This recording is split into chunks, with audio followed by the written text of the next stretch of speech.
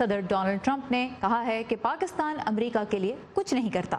امریکی net work Fox news کو interview دیتے ہوئے صدر نے پاکستان میں اسامہ بن لادن کی موجودگی کا حوالہ دیا اور کہا کہ ہم پاکستان کو سالانہ $1.3 ارب دیتے ہیں اور بن لادن پاکستان میں رہ رہا تھا۔ ہم پاکستان کی مدد کرتے ہیں، اسے یہ رقم دیتے ہیں۔ میں نے یہ امداد ختم کر دی کیونکہ وہ ہمارے لیے کچھ نہیں کرتے۔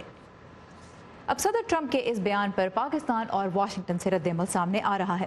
پاکستان کی وفاقی وزیر برائے انسانی حقوق شیریں مزاری نے ٹوئٹر پر کہا کہ امریکی صدر کا یہ بیان پاکستان کے ان رہنماؤں کے لیے ایک سبق ہے جو 9/11 کے بعد امریکہ کو خوش کرتے رہے۔ لوگوں کو امریکہ کے حوالے کیا گیا۔ دہشت گردی کے خلاف امریکی جنگ میں پاکستانیوں کا جانی نقصان ہوا اور ریمنڈ ڈیوس جیسے امریکی اہلکار پاکستان میں آزادانہ گھومتے پھرتے رہے۔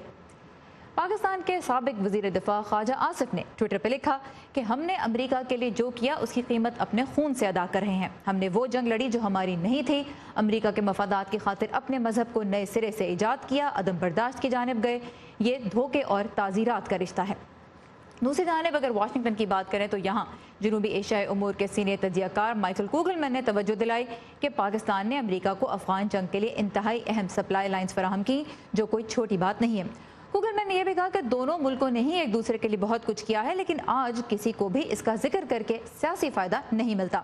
اور واشنگٹن کے تحقیقی ادارے ہسٹن انسٹیٹیوٹ سے وابستہ پاکستان کے سابق سفیر حسین حقانی نے کہا کہ ایک بار پھر پاکستانی میڈیا میں بڑے بڑے غیر حقیقی دعوے نظر آئیں گے۔ انہوں نے اپنی کتاب میگنیفیسنٹ ڈیلوژنز کا حوالہ بھی دیا اس ٹویٹ میں۔